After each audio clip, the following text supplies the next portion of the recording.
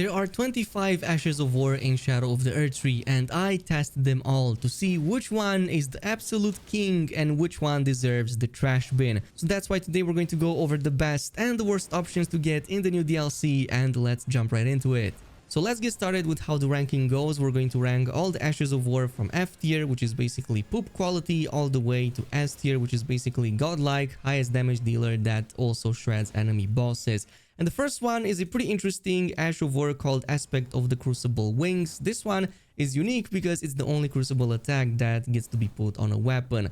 And you can also put this on thrusting weapons or even on twin blades, case in which its attack is going to differ a little bit.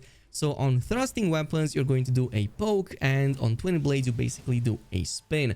However, I find that on blades, the hitboxes are very iffy and you rarely hit enemies with all of them, even the super big ones. And you're losing a ton of DPS because of that.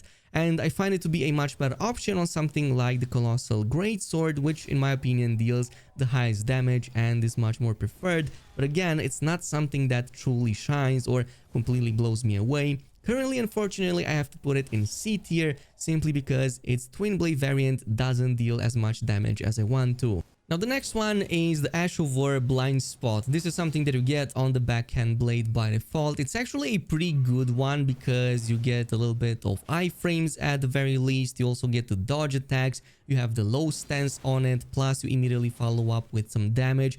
So this is a solid B tier, maybe even B+. You can definitely make more use of it in PvP compared to PvE. There are better options in PvE if you just want damage. But as far as cool, style, and even a bit of usefulness, it definitely deserves like the mid tier over there.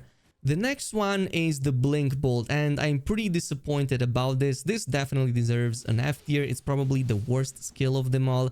So this doesn't really deal any damage. It's a gap closer and even a bad one at that. It's basically the version of the one we get from the Great Axe in one of the dungeons in the game, but it doesn't really have any follow-up attack. So it's literally just that slow kind of blink bolt ability that you had on that, and it's mostly going to only be useful in PvP. I don't see a reason to ever use this in PvE unless you really want some style points.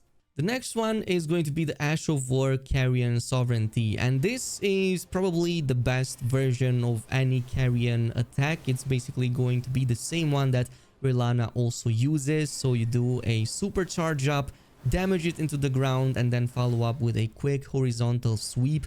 It's actually really strong. It deals a ton of damage, and you also get some hyper armor if you put this on a greatsword, which is why I'm tempted to put it in A tier right here. I think it's deserving of that, but I believe that in the past couple of days it's been slightly nerfed on that interruptibility, so it might be an A- actually. It's just that I can put it between the A and B, so it's going to get an A for now. The next option is the Divine Beast Frost Stomp, which is a direct upgrade to the Frost Stomp we have by default in the base game. You get this, of course, from the first boss in the DLC, but this comes with one advantage and one disadvantage compared to the typical Stomp Frost we have in the base game. On one side, it deals higher damage, and I'm going to assume higher build-up as well, or faster build-up from the looks of it, but it comes at the cost that it's lower range than the other one. So if you're only looking to apply Frost build-up, then you might want to just go with a regular Frost Stomp. But if you want a bit more damage, then I'm not sure why you would buff the damage on this, since you have much better options if you go with full intelligence builds. Right now, it's not that bad. I wouldn't really put it in B category. I think that it's C right here with the wings. So it's definitely good damage, but it's not like the best of them all. For the sixth one, we have the Dryleaf Whirlwind. Now, this is an absolute A tier right here, possibly going a bit into S tier. It's a very strong, basically, hand-to-hand combat ability, the must-have go-to combat ability that any hand-to-hand arts build will want to use. This is amazing for AoE, for kicks, stacking Rotten Wing Sword Insignia. You can even couple this and that with, of course, the Millicent Prosthesis. It's going to also be good at applying like status effects like Frost, even build like Bleed and all of that. It's going to work really well with all of these options, which is why it's fully deserving of that. Maybe even going to S tier just because of the cool factor. It's definitely deserving of that. Another one that's also very strong and something that gets at least an A plus is going to be the Flame Skewer. This is an automatic at the very least A tier, both PvE and PvP especially. So this is essentially like probably the only true combo we have in the DLC as far as I know. You're basically doing a skewer, kind of like the Giant's Hunt, but then you can immediately follow up with an L1 tap, and you're going to also do this really cool fire attack. And since enemies tend to easily get hit by this, assuming that you are in proper range, which is a little bit closer than you might think, with this skill, you're going to stun them very easily. The damage with one of the new greatswords in the DLC, the Fire Greatsword, is actually extremely high, and you also buff it for like 20 seconds. So this literally works for a number of builds. You can go in with only Strength Affinity, with Flame, or with Fire Arts. With all of these options, it works, even if you go with like some dip into Faith, which is why it deserves A, maybe even S tier right there, just because of how strong it is. Now, the next one is going to be, it's of course, well, Spear counterpart. It's pretty much the same. I would actually give this only a B. So if this was an A or an A plus, this would definitely be a tier below it. So it's not going to be as great because it doesn't really have that true combo with anything. It's just like a spear, a thrust, and of course the buff from that fire. But it still deals very high damage, which is why I think the better category would be to it going A, and of course having the skewer go into max tier. So I think this can reach some potentially really high damage if you can actually hit a target both with the physical end of the sword as well as with the start of the fire spear, point at which it's like 5k easy damage on a very short cast. The next one is going to be Ash of War Ghost Flame Call. This is basically Death Poker at home. It's going to get a C tier nonetheless, maybe even a D. Just because it's not as great as the Death Poker. Death Poker just deals a lot more damage. The advantage you have here is obviously that you can put it on different weapons, including ones that are much longer than the Death Poker. So this might also include something like, for example, Cross Naginata or maybe something else. But you can totally put this even on the Ultra Greatsword, and it's going to work just as well. So in this case, getting a C, it's not the best, but like it still has that explosion, the frost build up, so it's still pretty decent. In terms of some of the stances, we do have a few of them. So we have the overhead stance, which automatically gets a D tier. I unfortunately do not like this. It does make the great katanas look amazing. It's going to be a bit useful because you do a series of like overhead slashes. Unfortunately, yeah, enemies with shields are going to completely counter you and destroy you and repost you. You're going to get absolutely wrecked. Second of all, you kind of need to hold these stances momentarily if you know or if you played with them, point at which you're going to get hit by maybe other enemies. Its charge and L1 is going to work much better because it's faster, but you only have one attack instead of the heavy, which has 4 consecutive ones. But it's pretty decent at applying bleed. However, there are much better options at that for the great katanas. Since we did talk about stances, let's also go over the other one, which is the wing stance. This is actually a much better option. I would put it on B tier. Now, for some reason, this only works on light greatswords, and there are 3 light greatswords in the game, and 2 of them have unchangeable weapon skills. You cannot put Ashes of War on any light greatsword except for one, which is the Milady. So, from Software, why the heck did not the Milady already come with this automatically? I do not understand why, but when you get it and apply it on that weapon, it's actually pretty good, especially the L2. It's a jump and the poke. And then if you follow up with the L1 variant, it's also a series of really nice and quick slashes, which again work really well with the Rotten Wing Sword insignia. But let's also talk about some of my favorite options as well, and we're going to start with the Savage Lion's Claw. Lion's Claw was already S tier in the base game, or at least an A tier.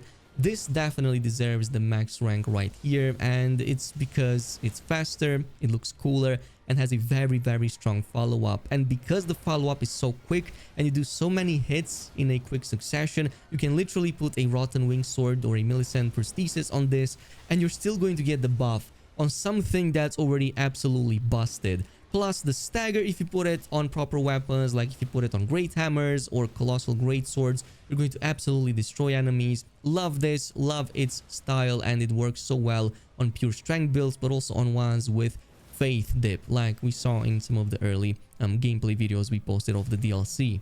Obviously, we cannot make a list without talking the currently most broken, well, in this case, rolling sparks, which are at least one category above the current S tier, but unfortunately, this is the top of our tier list. I would say that this is by far the best option, followed basically by this and by this. This would be like the proper ranking at the max quality, but this is like the highest damage only because of the current bugged interaction that this has with basically any surface, like on the ground. As long as it's at the enemy's feet and not to its hitbox, we're going to absolutely stack damage like no tomorrow.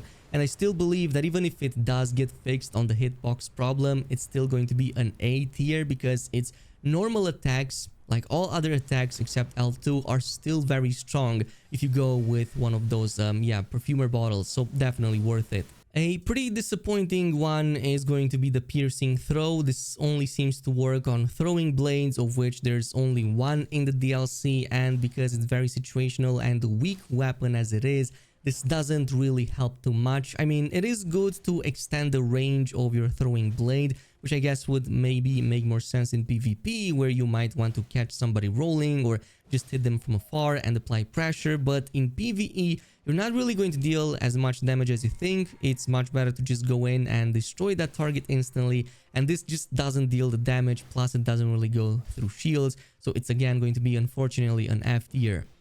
Heck, you could probably take the Ash of War Aigon's Drake Hunt from Aigon's Drake Hunt bow and basically just do better damage with it. I believe that this could be a D tier, maybe even a C actually. We can definitely put this in C tier, and specifically because great bows deal a ton of damage, you are going to also push back enemies, and this has a baked-in shout. Now, that shout does not benefit from any talismans that might buff shouts, because it's just something that prevents enemies from hitting you. So let's say an enemy does get close to you and is about to hit you. As you're charging up that great arrow, you're going to shout, your character does, and is going to push that target back long enough so that you can unleash that arrow that you need. Now, for the next two, I like them a lot more than I thought. On one side, we have the Raging Beast, and on the other side, we have the Savage Claws.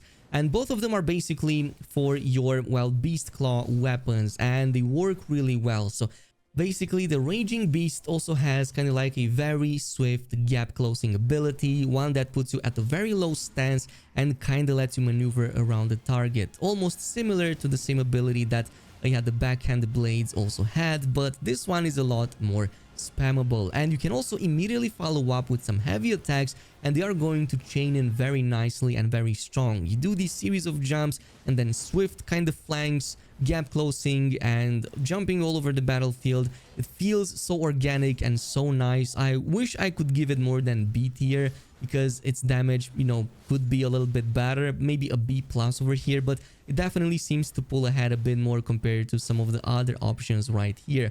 I like a lot the moveset on this. It can even be played with a bleed build because you do fast sweeps. You can definitely stack that. It feels nice and I love it. You can also barely get interrupted. There are some enemies that can interrupt you, but for the most part, you can easily go through everything. This also brings us to the next one, which is the Savage Claws. So this is going to go right before it. Reason being is because this does not have any like gap closing / dodge mechanic baked into it. It's just a series of very, very savage strikes. Basically, that's it. You're going to rip through the enemy, and this is why it causes slightly higher damage and better build up, but you don't have that dodge from it. So these are interchangeable. You can go with whichever you want. However, I prefer the one that has some dodge in it for some extra utility. But another one that's also completely busted in the hand-to-hand combat is this right here. It's called the Palm Blast, and I will probably have to put it probably around here. It's definitely a top tier option right here. So let me give you two reasons why it is. First of all, the damage on this thing is completely absurd. It's like 5, 6, 7, even 8k damage depending on the enemy, and that is assuming of course that you're going with a proper build. Second of all, the hyper armor during this is completely off the chain. I don't think there's a single other ability that's so uninterruptible as this is. You can literally face tank anything, charge that fist, and one punch everything. This is basically One Punch Man right here. That's all you need to know. Plus, of course, it also has a pretty decent range, so it actually works in medium range, not really melee range. You can still hit some enemies a bit further away. So damage wise, it's definitely top right there. Moving on, we have the Scattered Throw, and unfortunately, as much as I love how this looks and how it just causes all of these like fans of daggers to be thrown at the enemy, and even though it is pretty good at applying pressure if you're in PvP, or even more so build up if you're in PvE, I can only give it a D tier. And that's because, yeah, some of those throwable daggers are really holding this skill back. You're barely dealing any damage. This is better suited, in my opinion, in PvP to apply and to also punish like dodge rolling, or maybe to apply a bit of pressure, or maybe some of that status build up, poison, bleed. All of this works. In PvE, I just don't think it's worth it, and there are better options. Now for the 20th skill, we have the Shriek of Sorrow, which is essentially going to be a speedrunner's paradise. I believe that most speedrunners will have it in top tier category, because this gives you almost like 28% attack rating as long as you have like 20 or well 30% HP left. You have to be below 30% HP for this to actually work, and this is why it's going to go with some of those feathered talismans. So the one that gives you another like 30% when you're 30% lower HP, like the red feathered, and also the blue feathered branch swords are going to work with this if you want to fully buff that damage. However, I find this to be extremely situational, and like 90% of the player base is not going to use this, so I'm only going to put it in a tier just because it's so niche and it fits mostly to everybody who's just speedrunning or very good at knowing the enemy attack patterns. Now for the next one, we have the Ash of War Swift Slash, and this is an immediate A tier right here, especially because it gets carried by PvP. So in PvP, this is, I believe, Nightmare right now. A lot of people spamming it, deals tons of damage, easy build up, and also because it hits multiple slashes in a single millisecond, you basically get full stacks, Rotten Wing Sword, as well as Millicent Prosthesis if you go with those. But even in PvE, it's quite respectable. It deals nice damage, it looks awesome. It kind of makes you feel like a ninja version of Malenia, but yeah, with a much simpler waterfowl, but one that still leaves a ton of cuts behind and catches enemies off guard. Really nice and really awesome looking. Now another interesting option is the Spinning Gravity Thrust, and I wanted to love this a bit more. I still think it's a pretty solid option. I'm not sure if it's like fully deserving of A tier, or if it is, it's going to maybe be A minus, but I would probably put it B plus or A minus, somewhere along these lines. It's probably going to be more in like A minus, just like the other one. But basically this is going to let you do this really cool gravity spin that you can then follow up with a second one.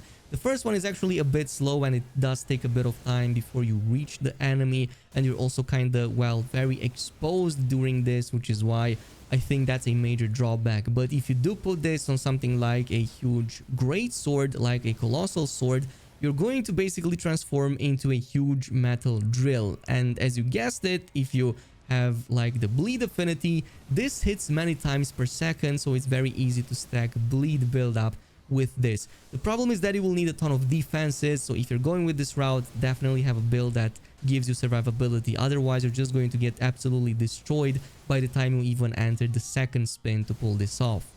Anyway, we talked about perfumer bottles, and we have another Ash of War for them, which is the Wall of Sparks. Absolute F tier. Doesn't really make any sense why this even exists. It's literally weaker than the normal charge attack that you have for perfumer bottles anyway. It's literally the weaker version of the perfumer heavy attack, and that one actually triggers instantly. You don't have to wait for it. The only advantage this has is that you can slightly move during it, but its delayed attack and damage is kind of annoying, so it doesn't really deserve anything but F tier. Anyway, we're kind of getting very close to the last, but definitely not the least, because, well, we have another top tier quality one, either an A plus or definitely an S over here. I would probably put it right around here, definitely between these two, maybe even a bit better if we're purely talking about, yeah, just PvE. So this Poison Flower Blooms Twice is basically a kick that applies Rot status effect. And it also comes with the poison affinity, so whatever you put this on, you can also imbue that with poison. And guess what? Anytime you cause rot buildup on a target or poison buildup, you can then do another follow-up kick with this thing and basically detonate that status for some huge damage. That's easy 6-7k, which is why maybe it should be like in the top 3 best of them all right now in the game. I absolutely love this, and you can totally play with something like Kindred of Rot exaltation and get benefits from applying poison and rot on the target and have this with it. Plus its charge up is really fast, you don't really get knocked out of it, it also moves very fast, it can also even stagger the target, so it has everything. I would put it in the top 3 at any given day. The only other remaining option is the Ash of War Shield Strike, and well, I'm afraid that this was a bit disappointing. I would probably put it in F tier as well. Maybe a little bit higher because, you know, the new type of shield is better, but definitely deserving of only F if you put it on anything else. This is basically just the L1 attack that you can now pull off as an Ash of War attack. It's basically that. So maybe it would work if you have double shields, so you can attack with one and then attack with a light attack from the other one in the left hand, but that's basically it.